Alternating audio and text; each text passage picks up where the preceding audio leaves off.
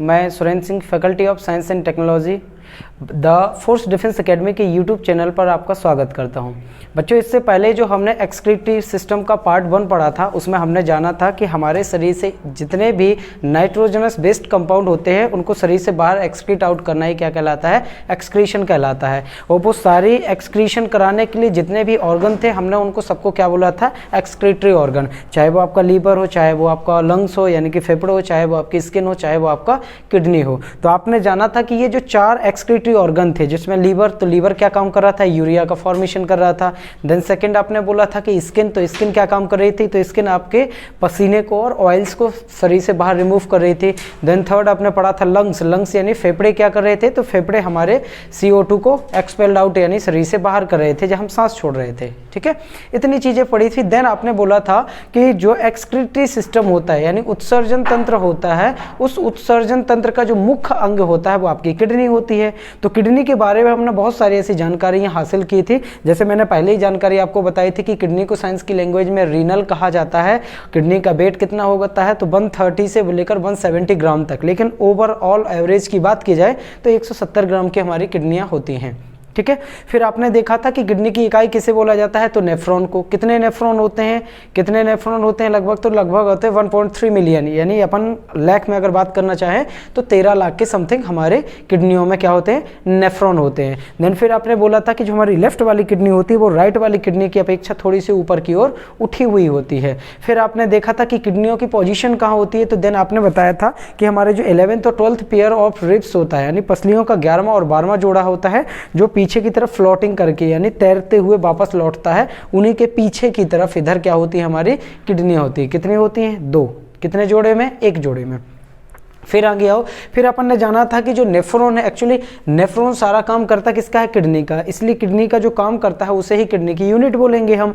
तो किडनी की यूनिट या किडनी की इकाई हमने किसे बोला था? आपने बोला कि नेफ्रॉन को। जो पीछे आप स्ट्रक्चर देख रहे हैं ये लगभग हमारे नेफ्रॉन की स्ट्रक्चर ही है। और लगभग किडनियों में 13 लाख नेफ्रॉन होते हैं। तो किडनी में ये नेफ्रॉन किस तरीके से अपना कार्य करते हैं, किस तरीके से ब्लड से यूरिन को अलग एक्सक्रीट आउट करते हैं, यानी अपन बोल सके कि रक्त से किस प्रकार को अपने यूरिन को अलग करता है नेफ्रॉन, उसके बारे में हम आज पढ़ने वाले हैं। ठीक है, इससे पहले आपने देखा था कि जितने भी आपके नेफ्रॉन थे, लगभग कितने नेफ्रॉन थे? 13 लाख। तो यहाँ 13 लाख नेफ्रॉन को बनाना पॉसिबल नहीं है, तो अपन कुछ इतने नेफ्रॉन को बना सकते हैं, या फिर जैसे ही एक नेफ्रॉन का फंक्शंस होता है यानी कार्य होगा, वैसे ही सारे के सारे फंक्शंस उनके काम होंगे। ठीक है, तो अपन को आज क्या देखना है कि किडनी में जो ब्लड होता है वो फिल्टर कैसे होता है। फिल्टर का मतलब आपके ब्लड से यूरिन का अलग होना, और वो करता कौन है?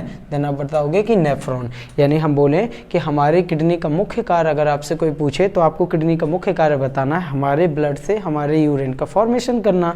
और वो सारा का सारा फॉर्मेशन करता कौन है?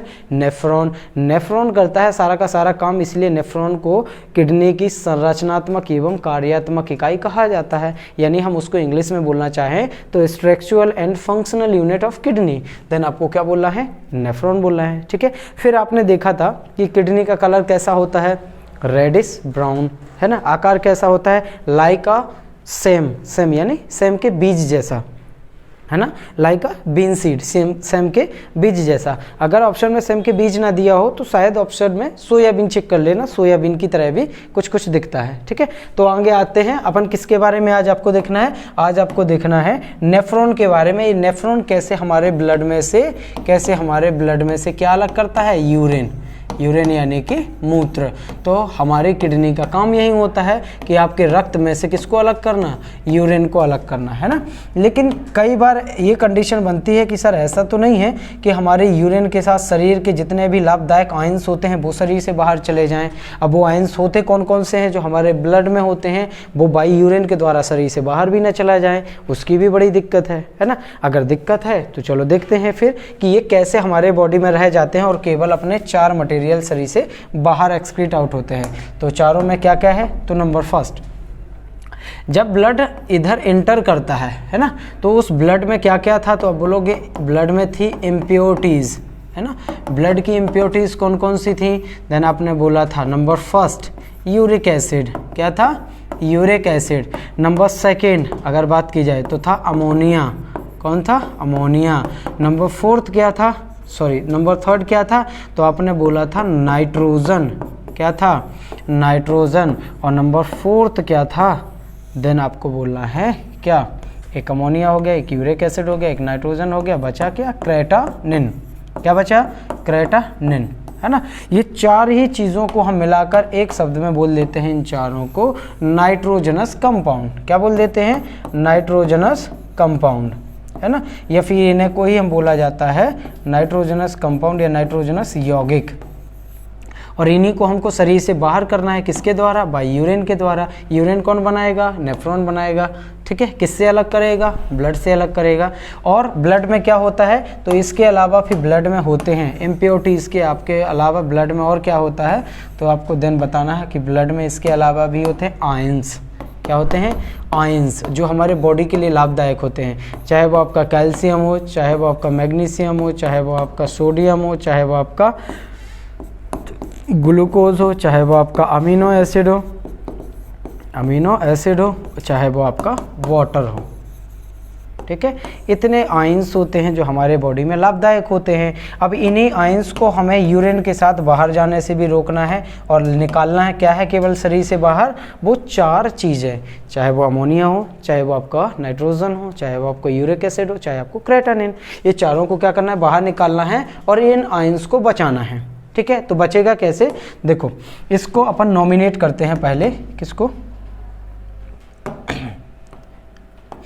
ये इसको सबसे पहले ये क्या होती है? तो आप बोलोगे इसको बोला जाता है एफरेंट आर्टरी।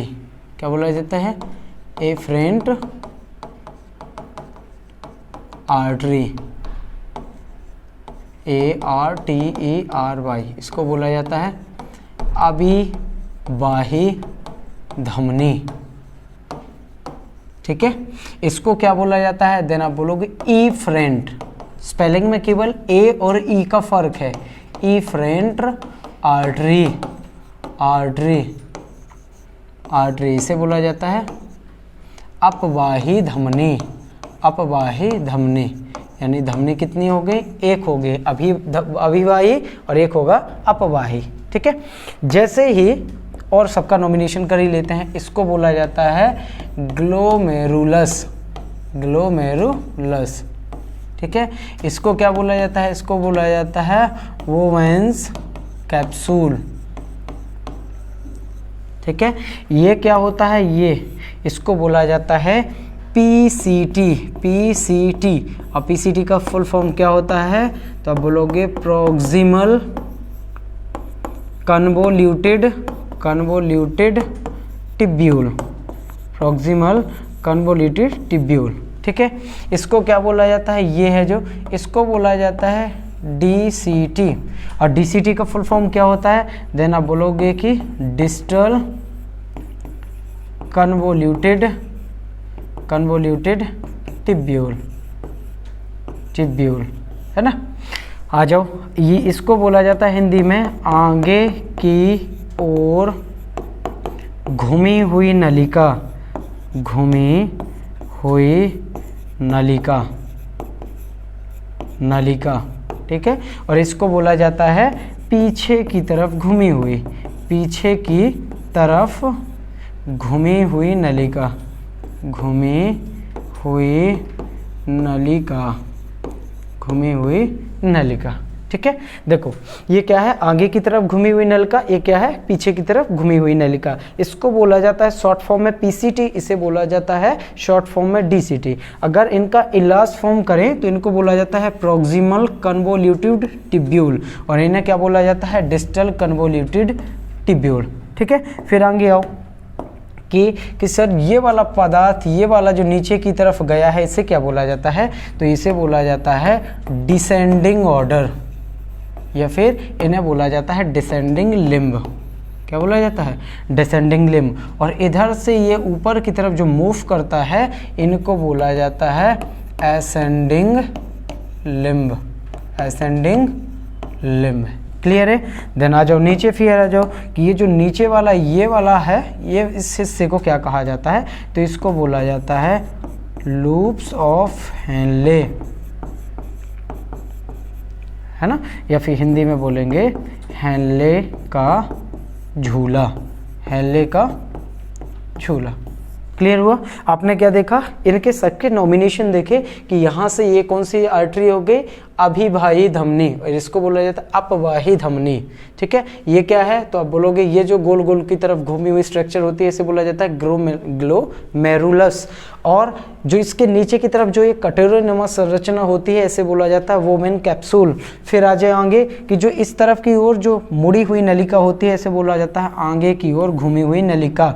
जो नीचे की तरफ मूव करता है ऐसे उसे बोला जाता है डिसेंडिंग लिम्ब, और जो ऊपर की तरफ मूव करता है उसे बोला जाता है असेंडिंग लिम्ब, और जो बीच का बीच जो फ्लैट एरिया है इसे क्या बोला जाता है लूप ऑफ हेनले। क्या बोला जाता है, लूप ऑफ हेनले। और जो नीचे की तरफ होता है इसे बोला जाता है DCT यानी डिस्टल कन्वोल्यूटिव ट्यूब्यूल। और ये वाली जो नली है इसको बोला जाता है collecting duct, collecting duct. Hindi के में क्या बोला जाता है, संग्रहण नलिका। क्या बोला जाता है, संग्रहण नलिका। क्लियर है? चलो अब आ जाओ कि इसकी कहानी कैसे बनती है, तो सुनो ध्यान से। जब आपका ब्लड किडनियों में एंटर करता है और किडनियों में एंटर करने के बाद वो कहाँ पहुँचता है, नेफ्रॉन के पास। लेकिन जब वो सारा काम करना किसको है, नेफ्रॉन का, तो ये ब्लड कहाँ एंटर करेगा, नेफ्रॉन में। तो नेफ्रॉन में जब इधर ब्लड एंटर कर रहा था ये क्या हो गया, ब्लड क्या हो गया, ब्लड एंटर कर रहा था ऐसे। जब एंटर कर रहा था तो इस ब्लड में दो चीज़ें थी, दो चीज़ें मतलब एक तो इसमें इम्प्योरिटीज़ थी, इम्प्योरिटीज़ मतलब जो अभी चारों चीज़ बताई हैं, अमोनिया, यूरिक एसिड, नाइट्रोजन और क्रेटानिन, और साथ ही साथ इसमें क्या थे, आयंस भी थे।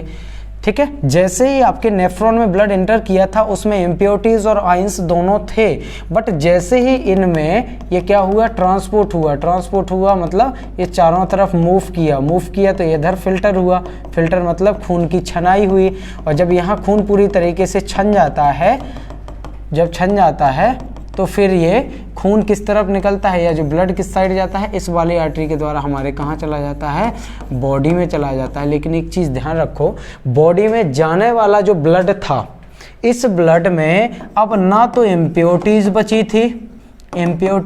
थी और ना ही इधर आयंस बचे थे, ना ही इधर इम्प्योरिटीज़ बची थी, ना ही इधर आयंस बचे थे। तो गए कहाँ, देखो जब इधर ब्लड इंटर किया था तब उसमें इम्प्योरिटीज़ और आयंस दोनों थे, बट जैसे ये ब्लड इधर ट्रांसपोर्ट होने के बाद, छनने के बाद, इनका फिल्ट्रेशन होने के बाद जब ब्लड बाहर निकला तो इनके पास ना तो इम्प्योरिटीज़ थी ना ही आयंस थी। तो ये गए कहाँ, तब ये कहाँ जाते हैं, तब साइंटिस्टों ने पता लगाया कि ये आसपास के जितने जो क्षेत्र थे यहाँ पर क्या कर लिए गए हैं, एब्जॉर्ब कर लिए गए हैं, जिसे वोमेन कैप्सूल कहा जाता है।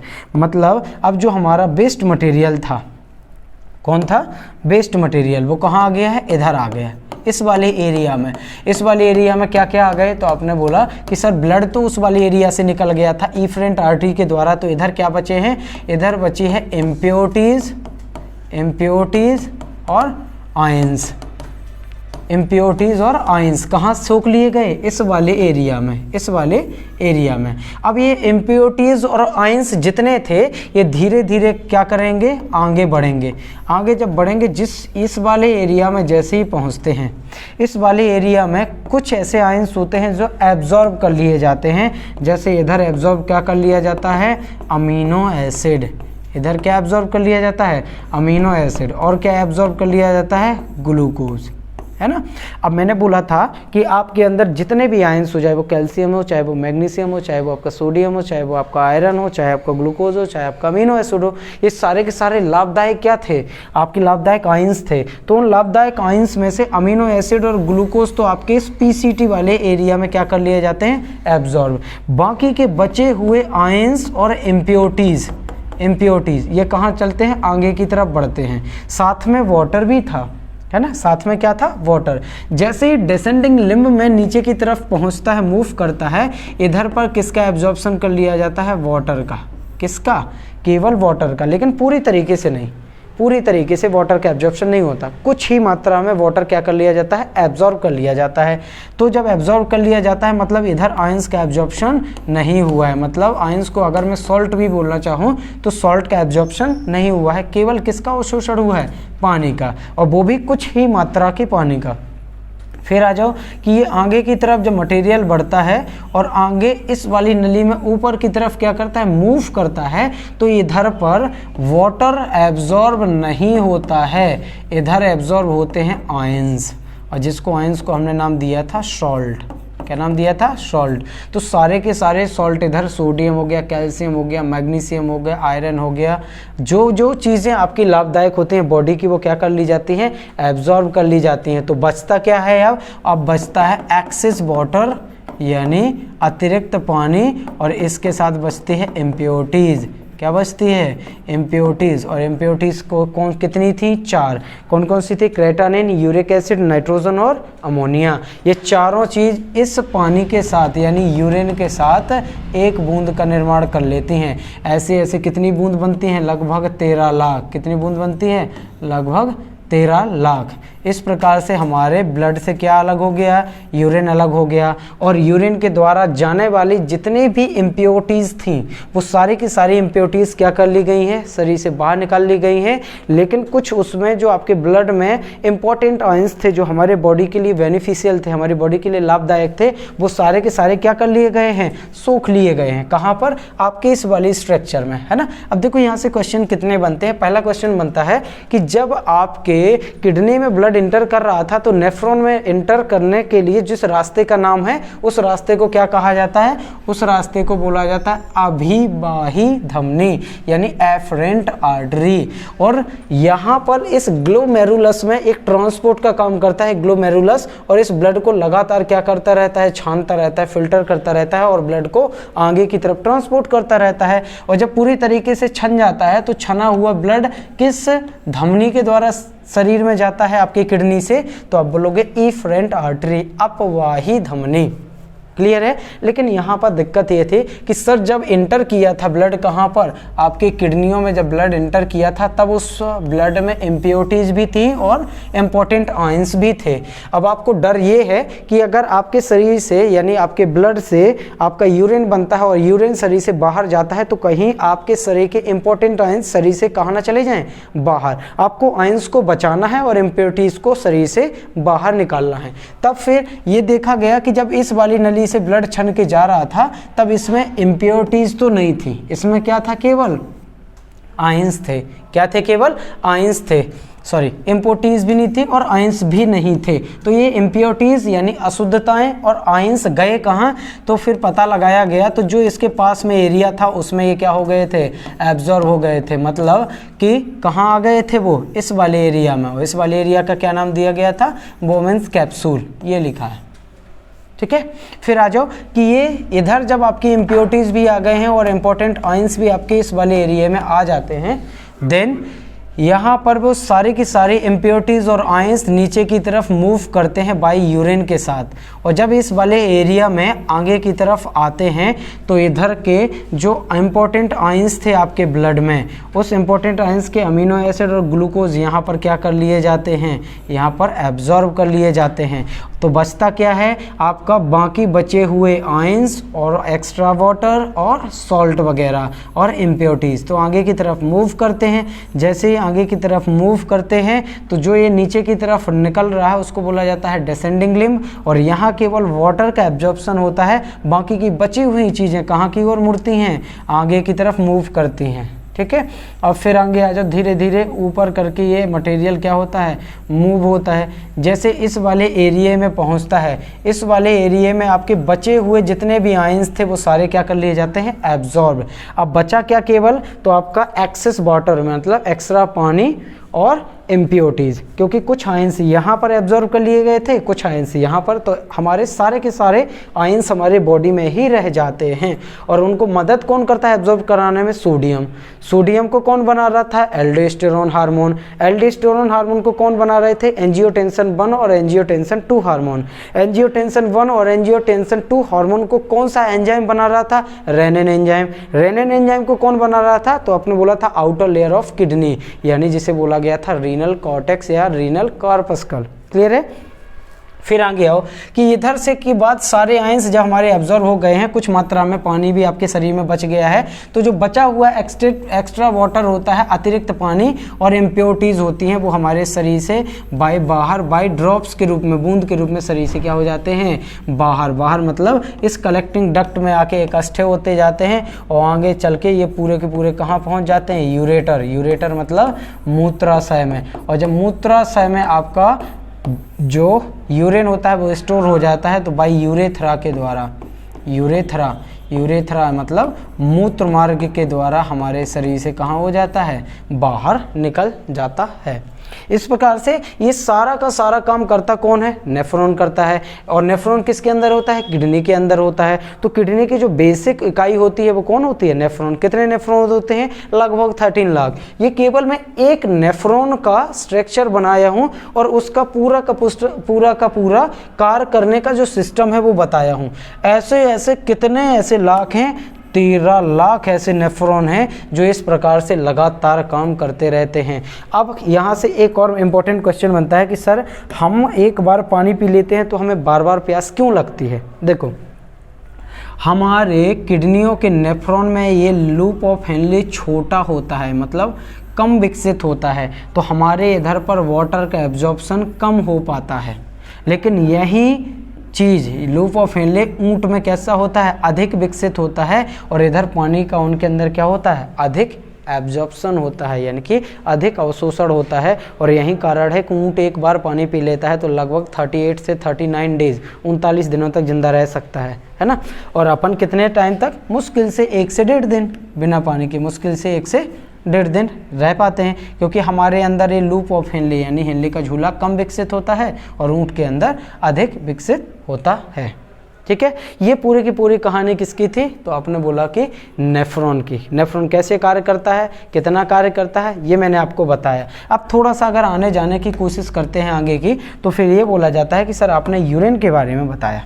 किसके बारे में बताया, यूरिन के बारे में। तो यूरिन के बारे में कुछ फैक्ट जान लेते हैं अपन।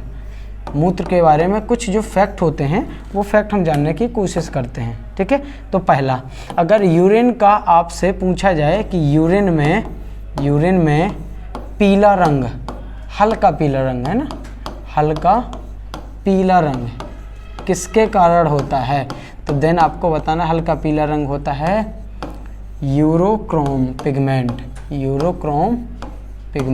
कई बुकों में यूरोनोड भी लिखा है ना, यूरोनोड पिगमेंट। ठीक है, पहला। दूसरा आ जाओ, अगर पूछ ले कि यूरिन में गंध किसके कारण आती है, यूरिन में गंध किसके कारण आती है, यानी अडर ऑफ यूरिन तो किसके कारण आती है, देन आपको बोलना है फ्रेश अमोनिया। किसके कारण आती है, फ्रेश अमोनिया। ठीक है, फिर आगे आ जाओ कि अगर आपसे पूछ ले यूरिन का पीएच मान, यानी पीएच वैल्यू ऑफ यूरिन, यानी मूत्र का पीएच मान कितना होता है, तो आपको लिखना है 6.0। ये बताओ एसिडिक है कि बेसिक है, अम्लीय है कि क्षारीय। अब बताओगे अम्लीय, कैसा अम्लीय, हल्का अम्लीय, तो इसे बोला जाता है स्लाइटली एसिडिक, यानी हल्का क्षारीय, हल्का अम्लीय। क्लियर है। फिर पूछा जाएगा कि यूरिन का कंपोजिशन, या एक नॉर्मल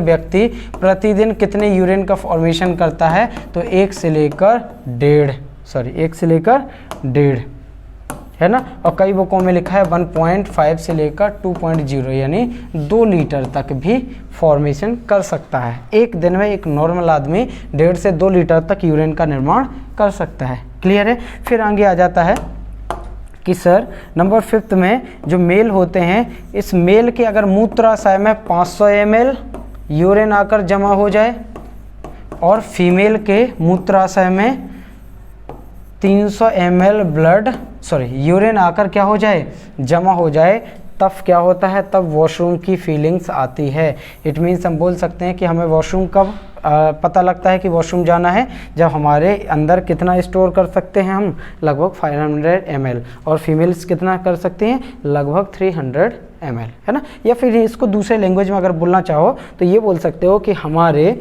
जो मेल का ये जो मूत्राशय होता है, इसमें कितना ब्लड स्टोर हो सकता है, 500 ml, और फीमेल में कितना हो सकता है, 300 ml तक। क्लियर है, ठीक है। चलो, इस प्रकार से हमारी की पूरी ये किसकी कहानी हुई, आपके किडनी की। लेकिन किडनी में यहाँ से एक दो पॉइंट आपको याद रखना है। क्या याद रखना है कि किडनी में पथरी यानी स्टोन कैसे बनता है, और उस स्टोन को बढ़ने के चांस कैसे मिलते हैं, या उसको रिमूव कैसे किया जा सकता है। इसके किडनी के कितने ऐसे रोग हैं, यूरिन के साथ यदि आपका ब्लड शरीर से बाहर चला जाए, यूरिन के साथ यदि आपका ग्लूकोज शरीर से बाहर चला जाए, या फिर आपके जो ब्लड है, ब्लड में यूरिया की मात्रा बढ़ जाए या कम हो जाए, तो उससे क्या होगा, ये हम आगे वाले लेक्चर में देखेंगे। तब तक के लिए जय हिंद।